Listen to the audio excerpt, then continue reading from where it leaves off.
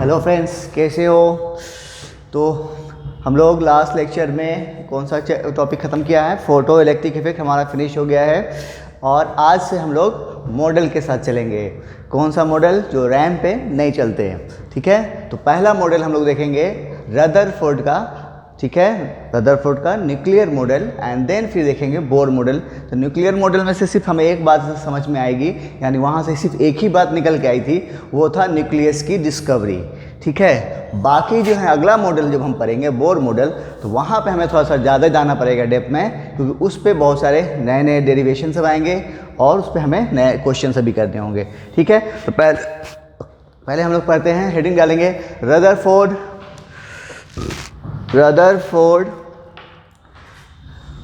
Heading डालोगे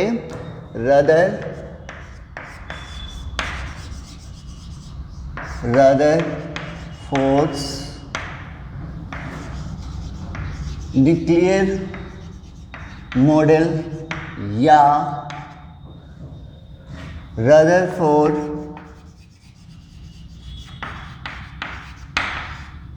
alpha scattering, Rutherford alpha scattering experiment.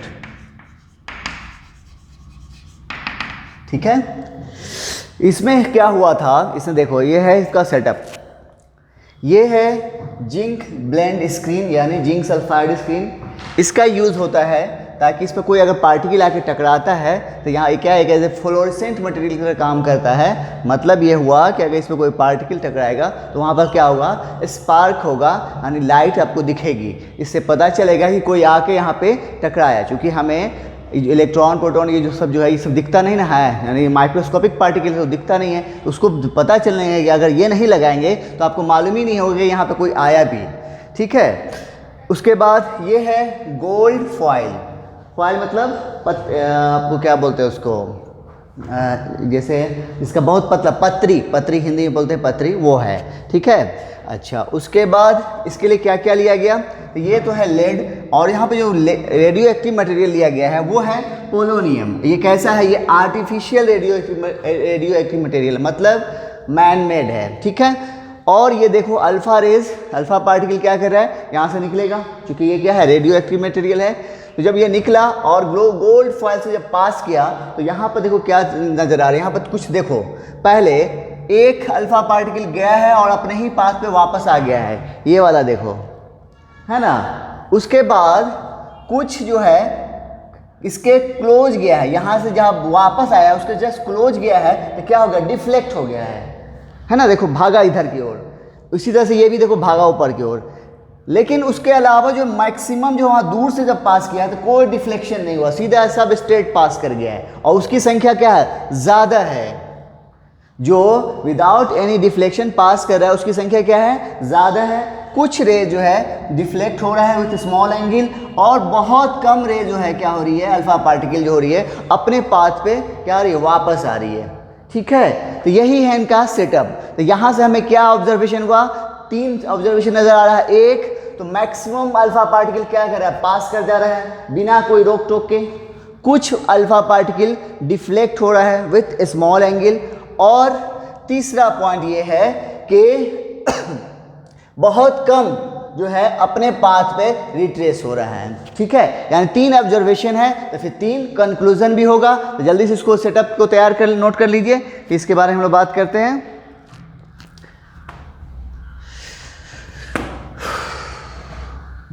कर लिए होंगे तो हम इसको मिटा रहे हैं।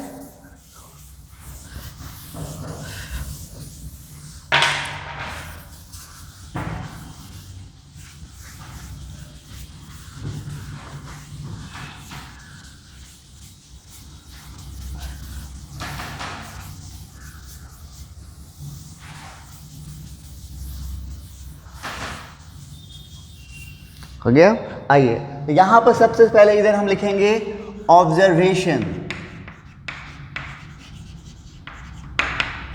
और इस तरफ लिखेंगे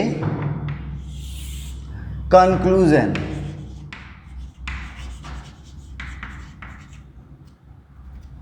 इधर ऑब्जर्वेशन, इधर कंक्लूजन। पहला ऑब्जर्वेशन क्या है कि most of the rays pass कर गया किसी डिफ्लेक्शन के, तो क्या क्या लिखेंगे, most of the alpha particle were passed without any deflection. किसी भी डिफ्लेक्शन के क्या हुआ, उसको कोई रोक टोक नहीं हुआ, वो आराम से पास कर गया। इसका मतलब क्या हुआ, कोई रोड पे अगर आप एकदम सन्नाटे से गाड़ी चला लेते, इसका मतलब क्या, रोड पूरी की पूरी खाली है, कोई रोक नहीं रहा है। इसका मतलब यहाँ वैसी तरह से यहाँ पे भी है कि ये क्या हुआ, मैक्सिमम अल्फा पार्टिकल बिना रोक टोक के हुआ क्या हो गया, उस गोल्ड फॉइल के थ्रू पास कर गया। इसका मतलब ये हो गया कि वहाँ पे मैक्सिमम स्पेस क्या है, खाली है। तो इसका कंक्लूजन क्या निकला, पहला, most of the space of atom क्या है, is empty है, मतलब वैकेंट है, पहला पॉइंट। दूसरा पॉइंट लिखने से पहले एक पॉइंट लिखेंगे नोट करके, ताकि आपको समझ में आ जाएगा। Alpha particle carry positive charge. Alpha particle पर कैसा चार्ज होता है, पॉजिटिव चार्ज है। ये पॉइंट अगर आप मालूम हो गया, इससे क्या हो, आसानी उससे समझ में आ जाएगा, इसलिए ये लिखना जरूरी था। चलिए अब दूसरा पॉइंट लिखते हैं। Some alpha particle were deflected with, कैसे, विथ स्मॉल एंगल।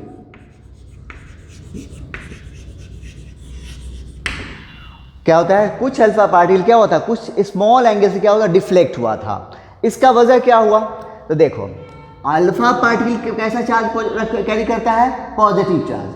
और ये जो है जब वहाँ पे क्लोज जाने, उसके बीच में जाने की कोशिश किया तो क्या हुआ, डिफ्लेक्ट हो गया, मतलब भागा वहाँ से। आखिर भागा क्यों वहाँ पे, इसका मतलब कोई उसको धक्का मारा, दोनों के बीच में क्या हुआ, रिपल्सन हुआ। तो रिपल्सन कब होगा, जब वहां पर सेम चार्ज होगा या अपोजिट चार्ज होगा। हाँ, वहां पे भी क्या होगा, सेम चार्ज होगा। तो सेम चार्ज के बीच में क्या होगा, रिपल्सन होगा। इसकी वजह से वो क्या हुआ, वहां पे भागा। इस पॉइंट से हमें यह मालूम हो गया कि एटम में क्या है, कैरी पॉजिटिव चार्ज। मतलब second point, atom has positive charge. दूसरा पॉइंट मालूम हो गया, क्योंकि वहां पे पॉजिटिव चार्ज अगर नहीं होता तो ये डिफ्लेक्शन नहीं होता। ठीक है, चलो 2 हो गया, जल्दी से इसको भी नोट कर लो। हम ऊपर लिखते हैं third point.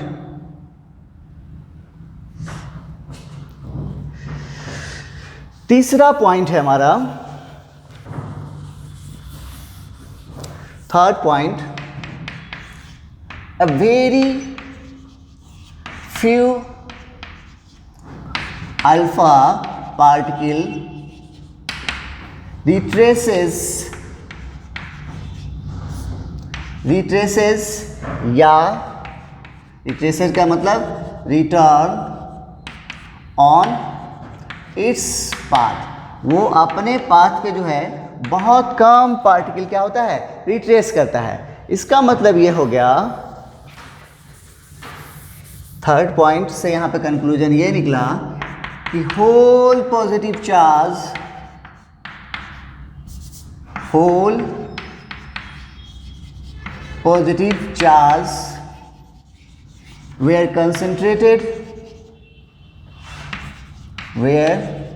concentrated in a small volume। किसमें, स्मॉल वॉल्यूम में वो क्या है, कॉन्सेंट्रेटेड है। ठीक है, चलिए तो ये था 3 पॉइंट, 3 ऑब्जर्वेशन, वहाँ से फिर हमें 3 कंक्लूजन निकल गया। तो यही था रदरफोर्ड न्यूक्लियर मॉडल। अब रदरफोर्ड न्यूक्लियर मॉडल की क्या क्या कुछ खास बातें हैं वो हम लोग बात करते हैं। तो जल्दी से ये नोट कर लीजिए आप।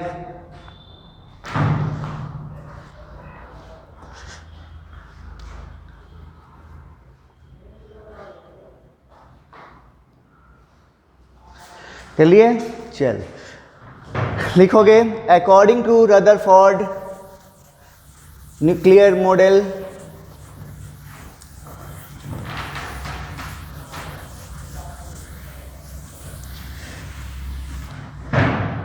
according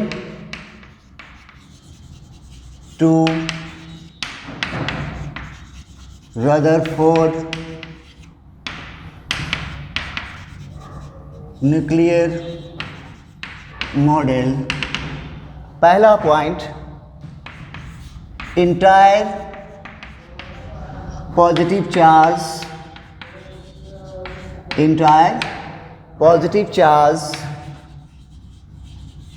were concentrated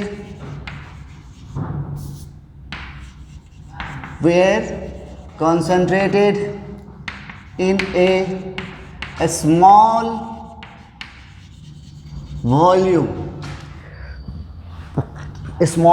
volume called, जिसको इसने क्या कहा, न्यूक्लियस कहा। यहीं से हो गया न्यूक्लियस की डिस्कवरी हो गई।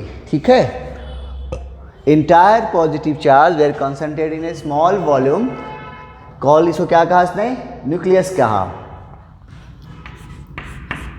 नोट करके एक पॉइंट बड़ा इंपॉर्टेंट पॉइंट है ये, सम ऑफ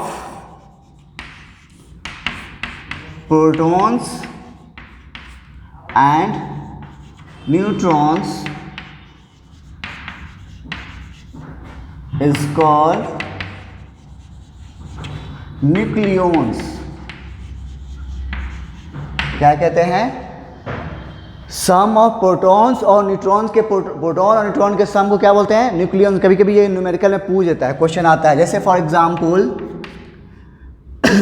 सोडियम है, सोडियम में न्यूक्लियॉन्स की संख्या कितनी होगी, बोलो।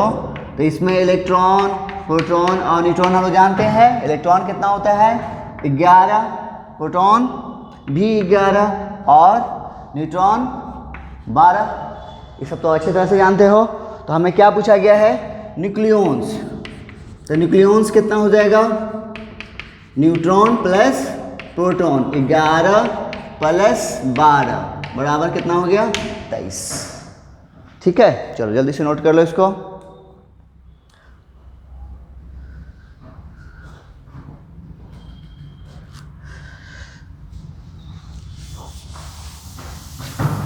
हो गया, चलो नेक्स्ट पॉइंट है साइज या radius of nucleus is very small. Size या फिर radius of nucleus is very small as compare to size या रेडियस ऑफ एटम। ठीक है, न्यूक्लियस का साइज एटम के साइज के कंपेयर में क्या है, बहुत कम है। मतलब कैसा है, कितना है वो देखो। ये पॉइंट इंपॉर्टेंट है, ध्यान रखना इसको। साइज ऑफ एटम ये जो होता है 10 टू द पावर -10 मीटर, और साइज ऑफ न्यूक्लियस ये होता है 10 टू द पावर -15 मीटर।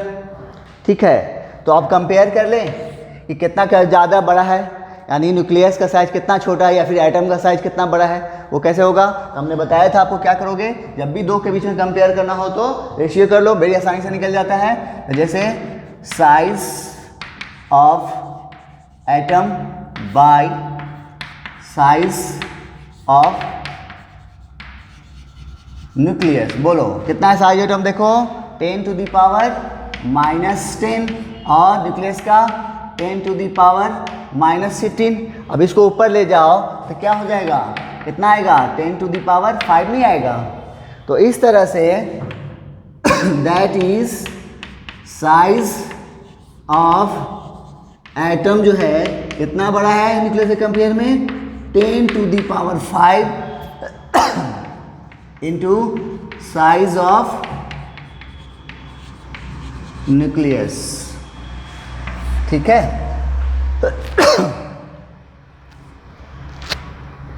चलो जल्दी से नोट कर लो, फिर इसके बाद और बात करना है इस पे।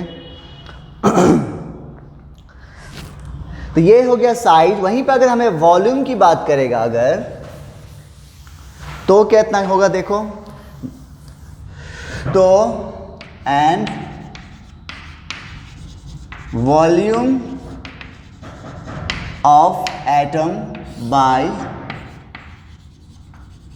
Volume of nucleus. ये तो साइज हुआ कितना, एटम का साइज 10⁵ टाइम्स क्या है, न्यूक्लियस से ज़्यादा बड़ा है। ठीक है, अब यहाँ पे हमसे वॉल्यूम की बात कर रहे हैं कि वॉल्यूम कितना ज़्यादा है एटम का, किसके, न्यूक्लियस के कंपेयर में। तो कैसे करेंगे, तो वॉल्यूम क्या होगा 4/3 πr³ और नीचे में भी 4/3 πr³। तो 4/3 से 4/3 तो कट गया। अब रेडियस की बात करें तो रेडियस ऑफ एटम कितना है देखो, 10⁻⁻³ और फिर 10⁻⁻15⁻3।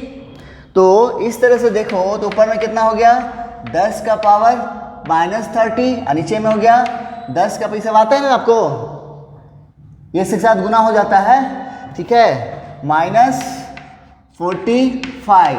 तो देखो तो कितना हो जाएगा, ये ऊपर जाएगा तो कितना हो जाएगा, ये हो जाएगा प्लस में, तो दोनों का बेस सेम, तो क्या होता है -30 + 45 कितना आ जाएगा, 10⁻15।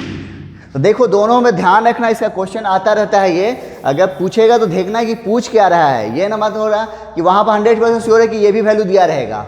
तो यहाँ से क्या हुआ, वॉल्यूम ऑफ एटम कितना है, 10⁻15 टाइम्स ज़्यादा है किसके, वॉल्यूम ऑफ न्यूक्लियस के। ओके, चलो जल्दी से नोट कर लो इसको।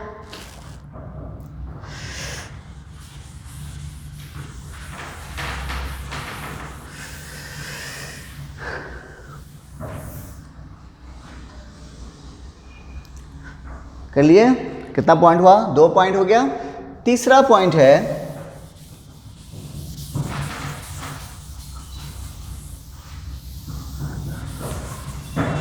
थर्ड पॉइंट है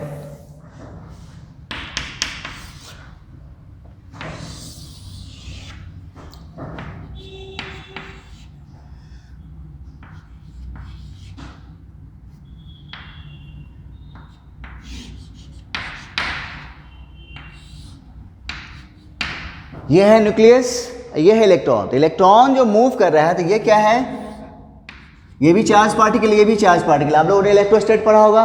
तो यहाँ पे एक अट्रैक्शन लग रहा है, ये कैसा है, प्लस है, ये कैसा है, माइनस। तो दोनों के बीच में अट्रैक्शन होगा। तो ये कौन सा अट्रैक्शन हुआ, इलेक्ट्रोस्टैटिक फोर्स ऑफ अट्रैक्शन। मतलब न्यूक्लियस और इलेक्ट्रॉन दोनों बॉन्डेड है किसके through, electrostatic force of attraction के थ्रू बॉन्डेड है। ठीक है, जल्दी से नोट करो इसके बाद में, यहाँ पे लिखा देते हैं, electron and nucleus are bonded with किससे, strong electrostatic force of attraction के थ्रू क्या है, ये बॉन्डेड है। ठीक है, चलो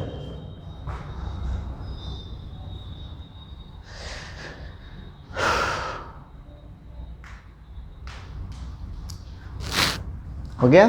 and the fourth point,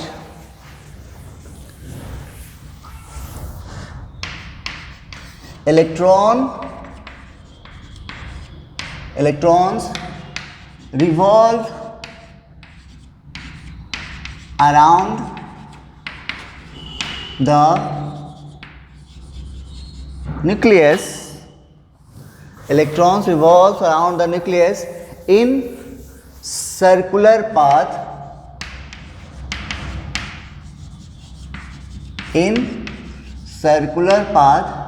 with high speed,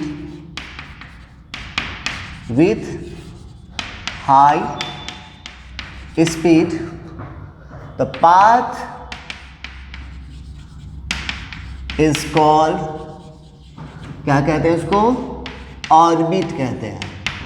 जिस पाथ पे इलेक्ट्रॉन क्या करता है, मूव कर रहा होता है, रिवॉल्व कर रहा होता है, उस पाथ को क्या कहते हैं, रिवॉल्व ऑर्बिट कहते हैं। ठीक है, फोर्थ पॉइंट हो गया। पांचवा है Rutherford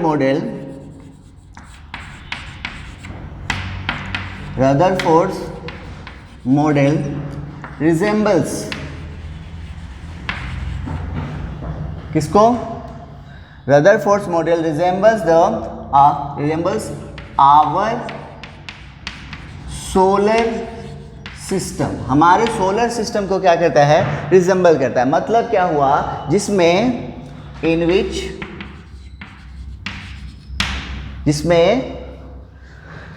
nucleus plays the role of किसका, the sun, and electron plays the role of planet. ऐसा ही होता है ना, क्या होता है, प्लैनेट जो है सूरज के चारों ओर घूम रहा होता है, तो प्लैनेट का रोल कौन प्ले कर रहा है, इलेक्ट्रॉन, और सन का रोल कौन प्ले कर रहा है, न्यूक्लियस कर रहा है। तो यही था कुछ रदरफोर्ड की बातें। ठीक है, इसको जल्दी से नोट कर लो। इसका कुछ ड्रॉबैक है वो देखते हैं।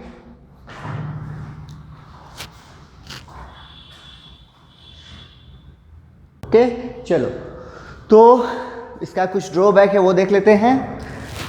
हेडिंग डालोगे, drawback of Rutherford model. Rutherford की एक ही बात यहां से निकल के आई, वो सिर्फ क्या, डिस्कवरी ऑफ न्यूक्लियस। बाकी इनकी सभी बातें जो हैं, जितनी बातें इन्होंने बताई, सभी बातें एक एक करके गलत होती चली गई, सिर्फ न्यूक्लियस को छोड़ के। ठीक है, बाकी चीज़ों में इनका गलत हो गया, सिर्फ न्यूक्लियस की डिस्कवरी जो इन्होंने बता दिया वो बात सही रह गई। चलो, तो हेडिंग डालोगे, ड्रॉ बैक ऑफ रदरफोर्ड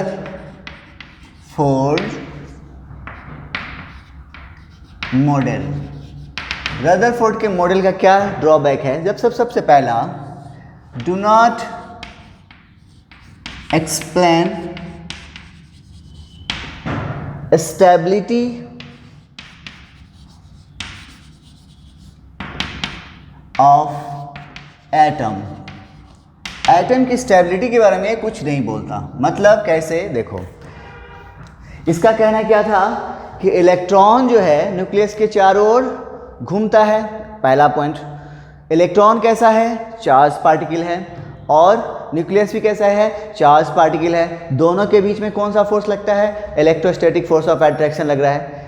तो ये इसने क्या कहा कि इलेक्ट्रॉन जो है न्यूक्लियस के चारों ओर मूव कर रहा है। ठीक है, उसके बाद एक साइंटिस्ट आए, मिस्टर मैक्सवेल ने कहा कि अगर कोई चार्ज पार्टिकल, क्या है, कोई चार्ज पार्टिकल मोशन में है और किसके, under the influence of other charge particle है, वो मोशन में यानी गति है उसमें, साथ साथ वो किसका, उस पर इन्फ्लुएंस किसका है, प्रभाव किसका है, किसी दूसरे चार्ज पार्टिकल का भी है। जैसे यहाँ पे इलेक्ट्रॉन मूव कर रहा है, लेकिन उस पर प्रभाव किसका है, इफेक्ट किसका हो रहा है, इन्फ्लुएंस किसके अंदर में है, वो न्यूक्लियस का इन्फ्लुएंस है उस पर। तो यह ऐसे इसने क्या कहा मैक्सवेल ने कि अगर कोई चार्ज पार्टिकल मोशन में है under the influence of other charge particle के, तो क्या होगा, वो एनर्जी इमिट करेगा, यानी एनर्जी रिलीज करेगा, किस फॉर्म में, रेडिएशन के फॉर्म में। क्या कह रहा है, समझना ध्यान से। रदरफोर्ड ने क्या कहा कि इलेक्ट्रॉन जो है न्यूक्लियस के चारों ओर मूव करता है। इलेक्ट्रॉन भी एक चार्ज पार्टिकल है, न्यूक्लियस भी एक चार्ज पार्टिकल है, ये हम लोग जानते हैं। ठीक है, तब मैक्सवेल आया, उन्होंने कहा कि अगर कोई चार्ज पार्टिकल मोशन में है और उस पर इन्फ्लुएंस है दूसरे चार्ज पार्टिकल का, तो वो क्या करेगा, एनर्जी इमिट करेगा। किस फॉर्म में, रेडिएशन के फॉर्म में। अब अगर वो एनर्जी रिलीज करेगा तो क्या होगा, धीरे धीरे धीरे उसकी एनर्जी घटती चली जाएगी और फाइनली क्या होगा, तो यहाँ पे क्या होगा, इलेक्ट्रॉन क्या है, चार्ज पार्टिकल है, वो घूम रहा है, तो उसकी एनर्जी क्या होगी, धीरे धीरे घटती चली जाएगी और फाइनली क्या होगा, न्यूक्लियस के अंदर गिर जाएगा। ठीक है, और एटम क्या हो जाएगा, डिस्टेबलाइज हो जाएगा। तो ये इसका मतलब, इसलिए जो रदरफोर्ड का मॉडल है वो स्टेबिलिटी की बात नहीं करता है। ठीक है, तो लिखोगे इसके बारे में, according to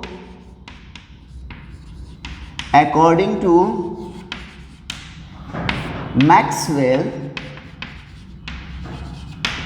a charged particle in motion under the influence of a charged particle in motion under the influence of other charged particle क्या होगा, will emit energy in the form of radiation, in the form of radiation। Okay, चलो जल्दी से note कर लो, हम ऊपर लिखेंगे।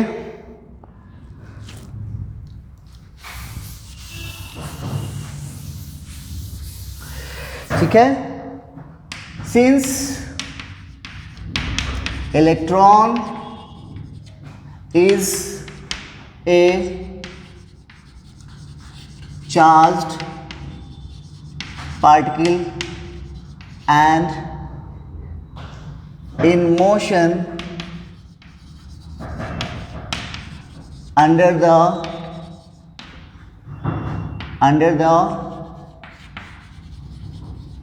influence of other charged particle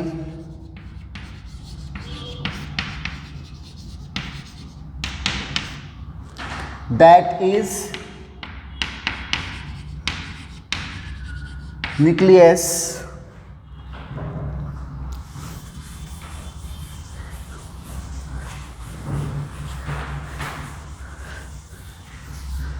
that is other charged particle emits या फिर will emit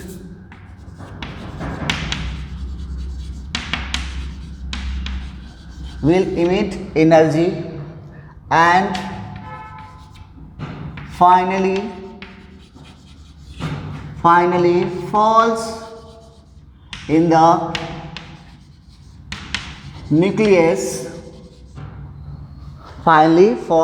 nucleus, follows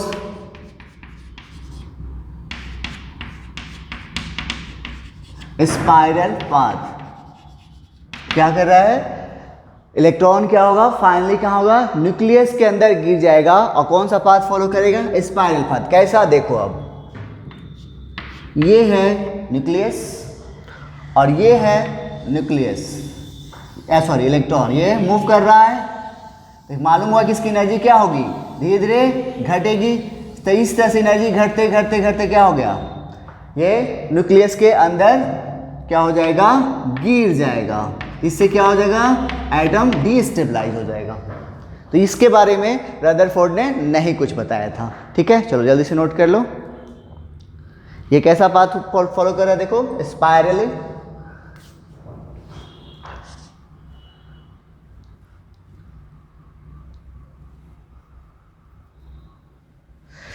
दो हो गया, एक हो गया। दूसरा पॉइंट है इसका, ड्रॉबैक है,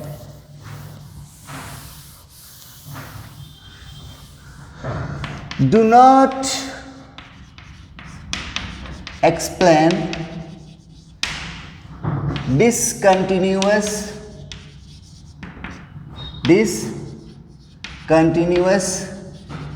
nature of हाइड्रोजन स्पेक्ट्रम। इसके बारे में हम लोग जब बोर मॉडल पढ़ेंगे तो वहाँ पे ये आएगा, इसके बाद स्पेक्ट्रम के बारे में हमें डिटेल में पढ़ना है, ठीक है। एंड तीसरा,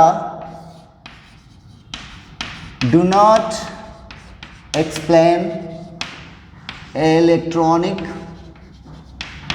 स्ट्रक्चर, इलेक्ट्रॉनिक अरेंजमेंट